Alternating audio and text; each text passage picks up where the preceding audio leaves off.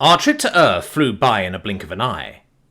Mikri visited a variety of landmarks, not impressed at all by falling water at the Niagara Falls, a slanted building with no practical purpose beyond being a hazard at the Leaning Tower of Pisa, and Disneyland, which he called yucky with no further explanation.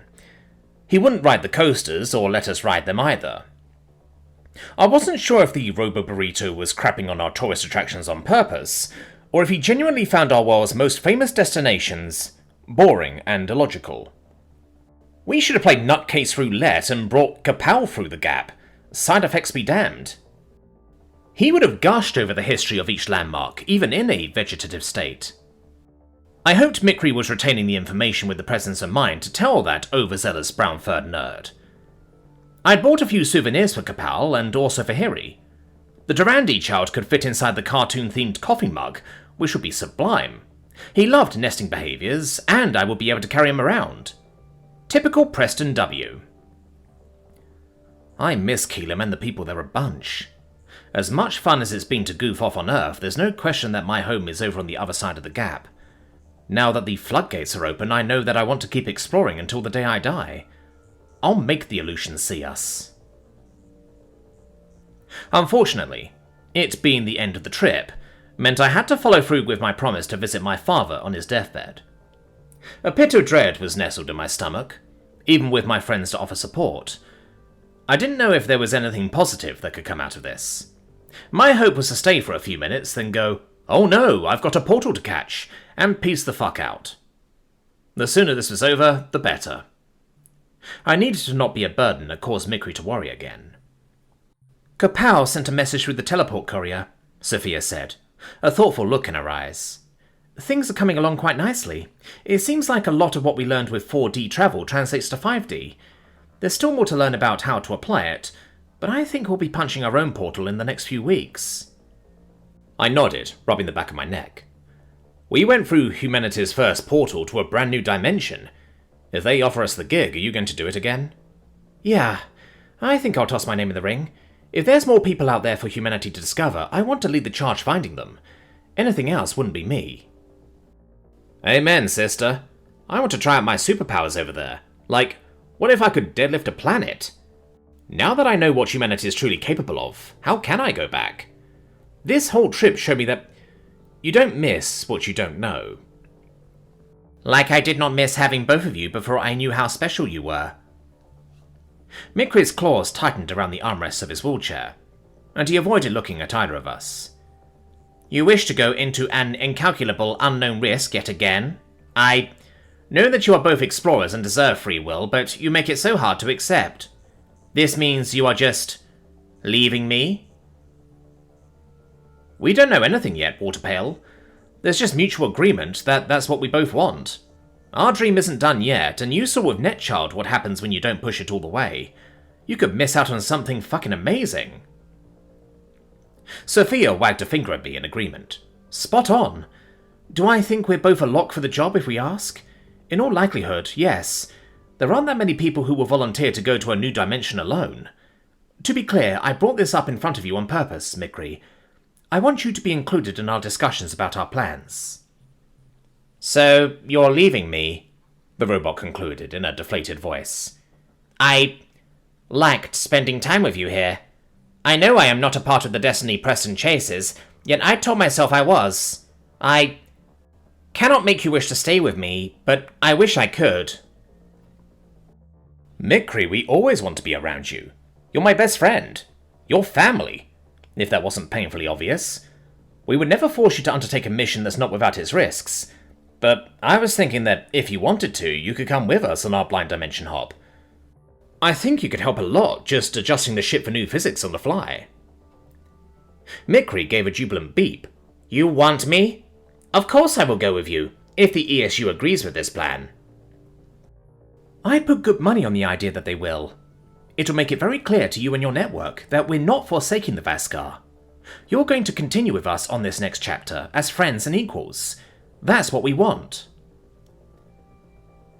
The Vaskar can join us as mostly equals, I corrected Sophia. Mikri can never match my beauty or my Cajunness. Jambalaya? The android countered. You can't just say jambalaya as a question and think that matches my level of cultural superiority. I just did. I huffed with indignation, appalled by those words from the third crew member of our proposed mission. The Earth Space Union was going to be an interdimensional empire off the backs of our work. If that wasn't enough for Pops, nothing would be. Sophia opened the door to the living facility, and I rolled Mikri inside while giving him the stink eye. I pretended not to have anxiety festering in my midsection as the staff waved us in. My friends will ground me and this'll all be over soon. In and out at Keelam speeds. Easy does it. I knocked on the door to my father's room, shuffling in with hesitant steps. My mother shot me a look of pure loathing, likely due to the fact that I brought Mikri to the great family reunion, TM. My hardened exterior faltered as I laid eyes on his sickly body, seeing a man who was once strong as an ox left to this. The Vascar's expression was one of pure horror too. I knelt by the bed and quietly clasped Pops's frail, cold, colder than Mikri's chassis, hand. The old man's listless eyes blinked open with a groan. Each breath rattled in his lungs. Preston? Yeah, it's me, Pops, I managed, swallowing the lump in my throat. I didn't know why this was so hard all of a sudden. Thought I'd drop by for a second, you know? I guess I'll take what I can get. My father let out a violent cough and fell back against his pillow with evident weakness. His aged mottled skin was so wrinkled and almost translucent. I only wanted what was best for you. I know. We don't have to talk about that. We do. I don't think I'll be seeing you again. You have so much potential. A bright young boy. I knew you could make me proud. That's what love is. Not free words. It's pushing you to be your best self. Well, look now. I made it, Pops. I discovered another universe and was the first human to walk in it. Doesn't that sound crazy to say? Imagine what that's like. It's a big deal. Top of the mountain. Do me the solid of not feeding me any more bullshit. If it makes you feel satisfied to be puffed up on the news, then fine. At least that's a reason. But what are you even doing? I'm sorry. The old man lifted a shaking hand, pointing an accusatory finger at me. I've watched you waste your whole life just to prove a point to me. Everything's not about you. This is what I want to do. You wanted me to waste my whole life rotting in some cushy job that leaves no real impact? You can never just accept my choices and who I am. That would be love, you belligerent old codger. He sucked in a sharp breath, wincing. Again with the anger and the blame. It is close because you know I'm right. I don't know why I came here. I knew it'd be like this. That's not fucking true. Isn't it? I wanted you to become a serious professional, so you went and became a joker. I want you to settle down, to live safely and securely, so you joined the military and ran to the edges of space. And you thought dying to that portal would what? Teach your old man a lesson? I was silent in response, 1,000 thoughts and emotions burning in my chest. The accusation wasn't entirely untrue, if I looked really deep into my own heart. I thought such bravado and a stunt the whole world was watching would get his attention, his respect, surely. But that wasn't why I'd done it. I was more complex than that, or at least I'd hoped so. I wanted to push the boundaries of what mankind was capable of, to find purpose, to be a bit of a smirking cowboy. But why? Was it just daddy issues? Pops closed his eyes and turned his head away from me. That's what I thought. It's all right, son. You won't have anyone left to defy much longer. You can go. You're going to anyway, right? Counting the minutes until you can disappear back to Keelam? Look, Dad, that's not fair. It's not. I spat, tears dripping down my face. Life ain't fair. I mean it. Go. I'm tired. It's your life to waste, and if you want to waste it on a robot, by all means. That statement made me stop in my tracks and briefly contemplate taking a swing at him. Mikri is not a waste. Apologize. Not to me, to him. Or what? You're gonna kick my ass and feel like a big man? I said to get out of my room. I'll always love the man you could have been, but I can't stand to look at the man you are. Those words stung something deep in my core, and I staggered out to the hallway in a stupor. I felt weak at the knees, and not just because of atrophied muscles. Sophia retrieved Mikri's wheelchair like I should have, as I slumped against the wall and sobbed in hysterics. She sat down next to me without saying a word, knowing there was nothing that could be said to decades of pent-up feelings. Hearing from his lips what a disappointment I still was, just about killed me. That's what he wanted his last words to be with me. There's nothing I could do that would be enough, except falling in line with what he wanted. I did this all for me, not him. I'm not his servitor. I wiped my eyes on the back of my hand, and took a closer look at Mikri. The tin can hadn't moved an inch since we left. His expression looked rather frazzled, which forced me to redirect my concern to him. Oh, God. I know I shouldn't bring the Vaskar around these insensitive pricks. However deep the words about my motivations had cut, what certainly wasn't true was that I thought Mikri was a waste of my time. That must have really hurt him, to hear my dad assert that. Mikri? What's wrong? I choked out, feeling snot drip down into my throat. I am so sorry that he said that about you. It's not true. He thinks he knows what's best for me, but if he really did, he'd know it's you. Please, try to let it go. The android emitted a high-pitched whine that hurt my ears, almost sounded like a pained yelp. That's not it! Preston! Preston! Preston! What's happening to you? Snap out of it. I grabbed the tin can by the shoulders, shaking him like I would a human. Preston is my name, you're correct. There's no cash prize for that, so maybe you'd like to tell me what set you off instead? If it's really not the old man's jab.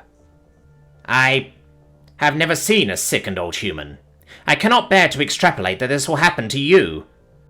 I will have to watch you experience senescence, and now I know what that entails. Your body aged and breaking down, your system ceasing to be operational, your cognitive awareness full of hurt and fading before you are gone for good. A withered version of... No, I cannot allow this. This cannot be. I blinked in surprise. Mikri! All things organic decay. We can't change that. That's why we make the most of our lives, alright? Maybe that is why we're willing to take those crazy risks and throw ourselves into another damn portal. I do not want your biological trappings to give up. I do not want to feel myself losing you before you are gone, while remembering what you once were. Knowing that I have a fraction of you left, then you're gone for good. I am already watching you grow older, and my time with you runs out more each second. You are a bad product. The illusion should have built you to last. The android shook his head in denial, and threw himself at us for a desperate group hug. I drew comfort from his soft mane, wishing there was something I could say to ease his pain. Sophia always had the best ideas for what to say, but she was quiet. Her brown eyes met mine, and she gave me a slight nod. Really? The scientist wanted me to try to offer some complex rationale for why our inevitable deaths were okay? I could say that day was far away, but that was relative. I had to reckon with my own mortality, and so did Mikri. What I realized after that conversation with my dad was that, however I faced my end, I didn't want to go out like that. If that was Preston Carter's memory, then I'd be as much of a disappointment to myself as I was to the old man. Mikri, I began, drawing in a shaky breath. When we're gone, I want you to move on. My hope is for you to continue to live, to love, and to learn. Because I love you and actually want what's best for you. And that's whatever makes you happy. The android's mechanical voice managed to imitate a wail. What makes me happy is you. You are the only thing. I am nothing without you. No, Mikri, that's not true. Remember when we were landing on Luna, and I echo Sophia's sentiment that we believe in you? What did you say when I told you to be the person we know you are? I will always be that Mikri for you. Always. You hear yourself? If our memory will mean something to you, then promise me this one thing. Whatever happens to us, you will always be that Mikri for us. You'll remember the things we've taught you and share the joy you've given us with others. You'll be kind, goofy, and try to make the world better. Okay. I could never forget you. I will carry the influence you have had on me to the end of time, if that is what you ask of me. But I will never give up on saving you from this fate. I need you. If you figure out how to put some Don't Croak juice in the Keelan coffee pots, I won't say no. I just don't want us to kid ourselves, alright? Sophia arched her eyebrows playfully. What do you know? Preston Carter does know how to be sensitive and supportive. And it's not even Wednesday. Well, you weren't pitching in at all. You did more spectating there than at NASCAR. I thought it'd be good for you to talk it out. What you did wasn't easy, and you and Mikri might be able to lean on each other. For what it's worth, I agree with everything you said.